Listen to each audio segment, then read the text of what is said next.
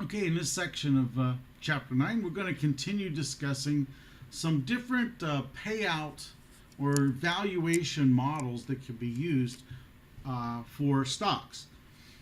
So if you think about payout, right, what does a company pay out? From its net income, the company can either pay cash in the form of dividends, they could keep something, they almost always do, which is they keep something and it goes to retained earnings.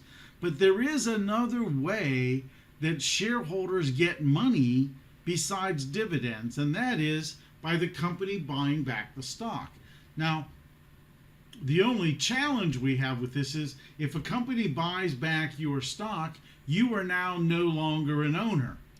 But this is a distribution of cash to owners, so we want to have a model, if you will, to describe or to help us to quantify, if you will, the value of a common stock. So essentially, the present value of the stock is the present value of all future total dividends and any repurchases that have happened. And of course, we divide that by the number of shares. This is going to give us a different kind of an answer, though. This answer is a value of the firm's equity rather than a single share, right? We're going to discount total dividends and share repurchases, and we're going to use this using the growth rate of earnings rather than the earnings per share. So we're going to come out with a slightly different number initially. So here's an example of this formula using the total payout model worksheet, right? You can see here what the data is that we need for this worksheet. We need to know how many shares have been repurchased, or the amount of dollars spent on repurchasing shares. We need to know the weighted average cost of capital. We can get that from a site called wacc.com. We can go to that site, you put in your company's ticker symbol, and it will give you this cost of capital. You put in the number of shares the company has, the dividends that were paid, and then we have to have an estimate of earnings per share growth. And all of this data can be found either at this website or on Yahoo Finance. So when you plug the data in here, we end up having a value of this company's stock, of TAP here, of course, of $22.77.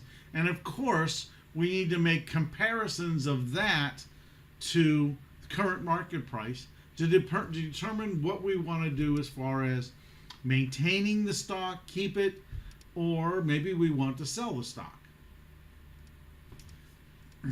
The next thing we want to talk about is another version of cash flow. Instead of using dividends as our variable, in this case, we're going to look at the free cash flow of the company. So the discounted free cash flow model looks at and measures something called enterprise value.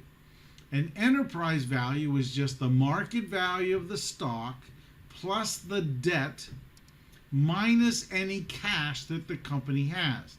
So what this tells us is, what is the net cost of buying this company, lock, stock, and barrel, by paying off all of its debt and taking the company now as an unlevered business. So you're going to buy the company, pay off all the debt.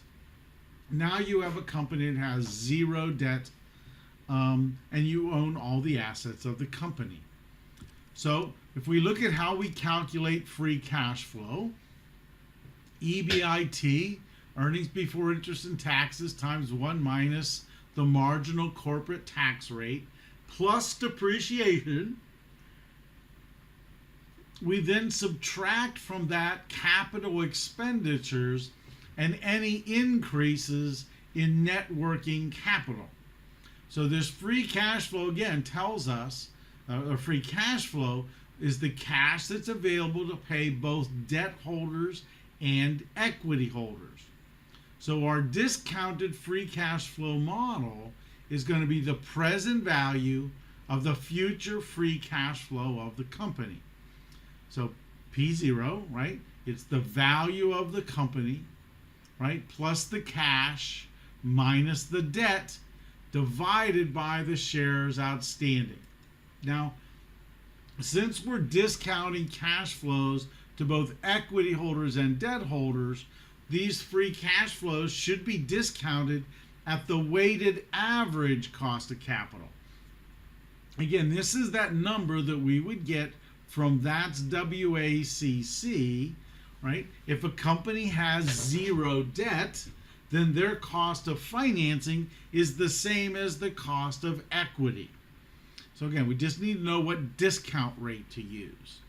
So the value of this company, how we find this using free cash flow, is very similar to the dividend model, except in this case the numerator has free cash flow and the denominator, instead of it having the cost of equity, it's the weighted average cost of capital.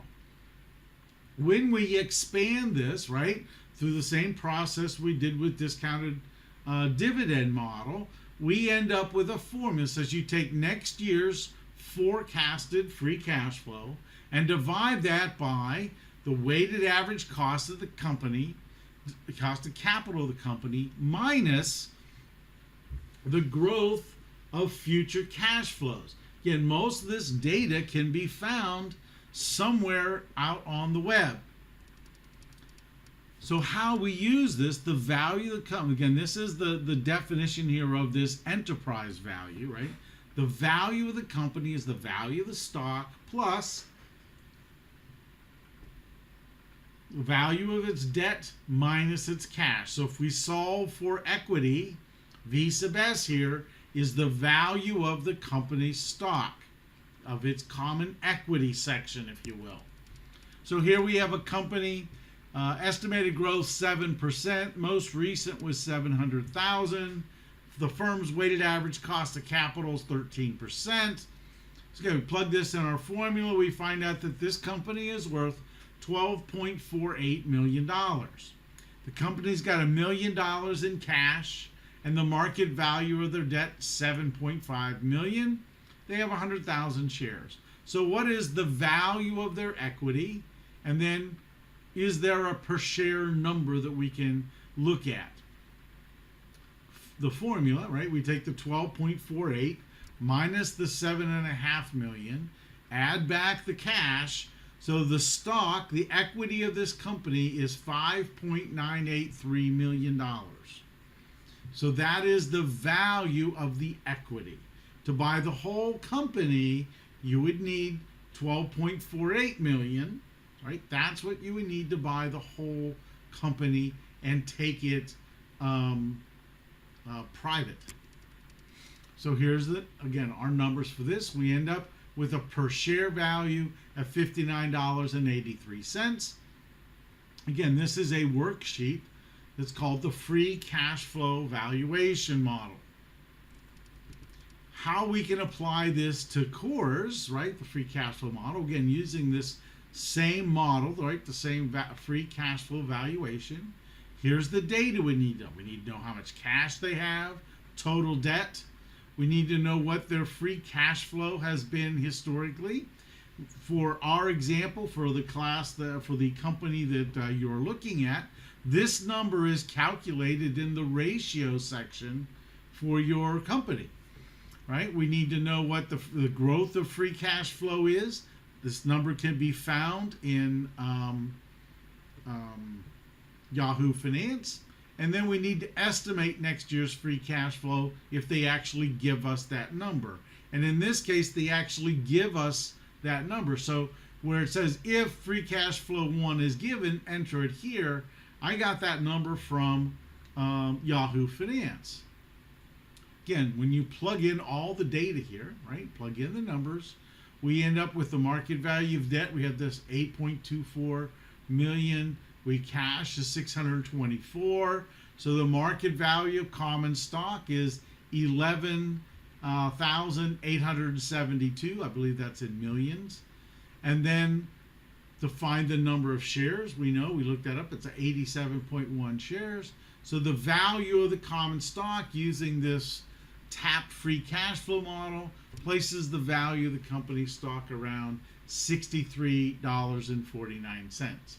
Now the nice thing about this free cash flow model is it is directly connected to our capital budgeting process, right? A company's free cash flow is equal to the sum of the free cash flows from its current investments and its expected future investments.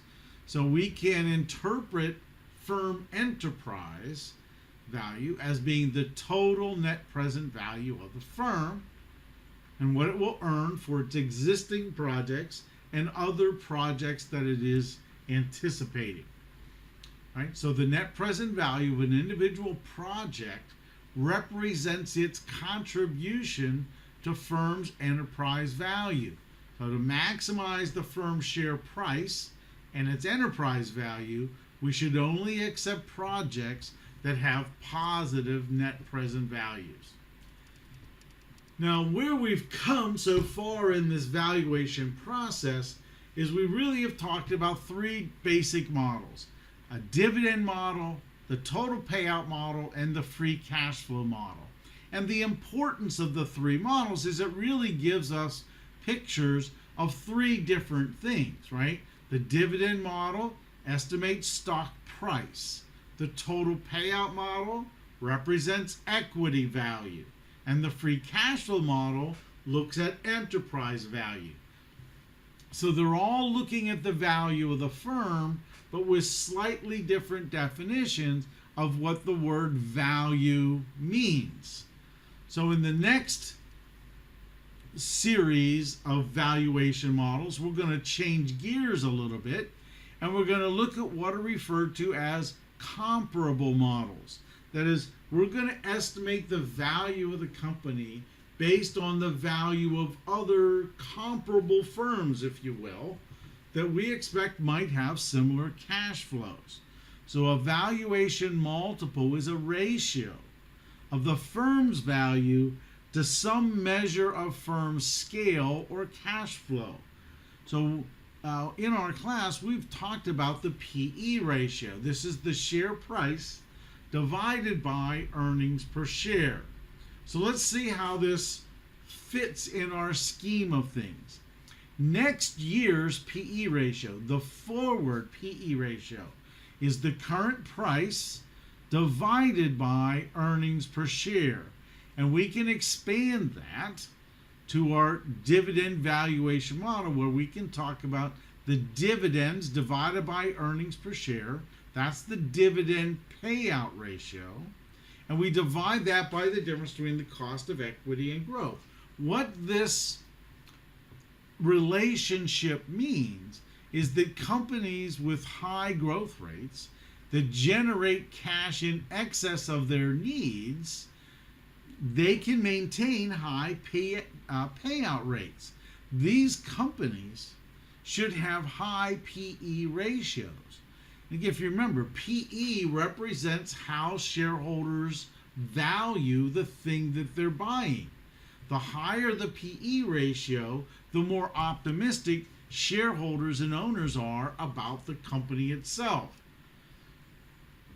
So we have this manufacturer, furniture manufacturer, have a PE earnings per share of $1.38, and the average PE ratio of furniture stocks is 21.3. So the value of this company, based on this industry average, is around $29.39, right? So again, what does this mean, right? Well, it means what? Given the value, given what we've just talked about, right? The company's PE ratio, this is what we expect it to be at the end of the next year. What is its estimated earnings per share? This is the value we predict 1 year from today. So what this model represents is we are predicting that the price of this stock will be $29.40 at the end of the next year. We can do this with Best Buy. They have earnings per share of $2.28. The average of comparable companies is about 19.7. So the estimated value of Best Buy is around $43.73. The nice thing about this model is the numbers are relatively easy to get to. Earnings per share are talked about all the time. The PE ratio of the company is published all the time. So this data is readily available. So for Coors, I came up with a couple of numbers. I have the PE ratio, the average for the brewing industry was about 37.5. The PE ratio estimated for TAP on Yahoo Finance is 12.41, and the earnings per share of this company estimated 1 year out is $3.98. How did I get that earnings per share number? There's a couple of ways. If you understand the growth of earnings per share, you multiply this year's earnings per share times 1 plus G. Or maybe you go to Yahoo Finance, which is where I went, and you go to the analyst opinion section for the company, and they will give you a forecast of earnings per share 1 year out. So in this case, the value, depending on which PE ratio you use, if you use the company's PE ratio, again, this shouldn't be dollars, it should be a number. The estimated value of this company's stock is $49.40. If you use the industry number, it says it should be worth $149.21. So obviously there's a difference here between the two. Which one seems like it would be more practical to use, that would be more informative?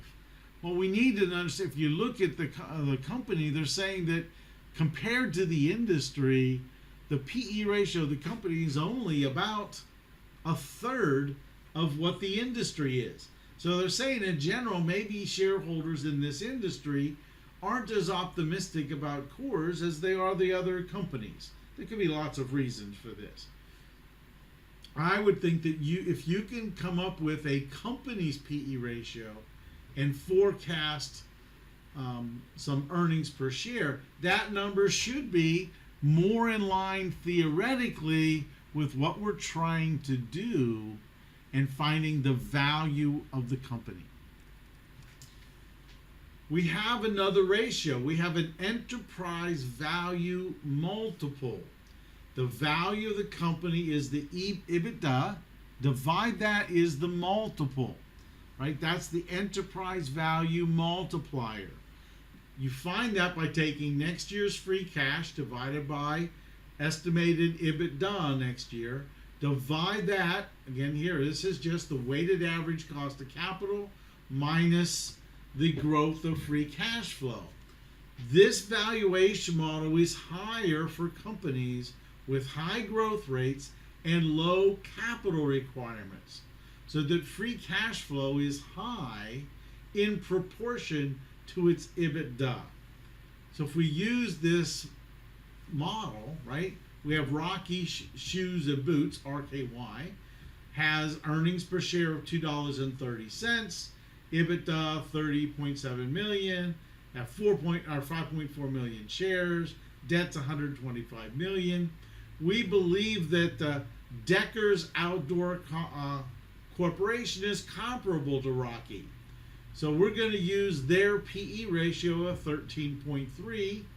The enterprise value multiple of 7.4 is the EBITDA, or the enterprise value multiplier, that we want to use for Rocky. So how do we end up with its value? We're saying that this stock, using this enterprise value multiplier, and it's found in the Multiplier Model worksheet, is worth roughly $18.92. If we apply that to Coors, again, all of this data is available on Yahoo Finance. So we input the data, we find out that the value of this company's stock is roughly $50.23. So again, all of these valuations, right? We're coming up with a prediction of what we think the stock's value is today, because we want to decide whether to buy or sell that stock today. We'll talk a little bit more in part 3 of this chapter.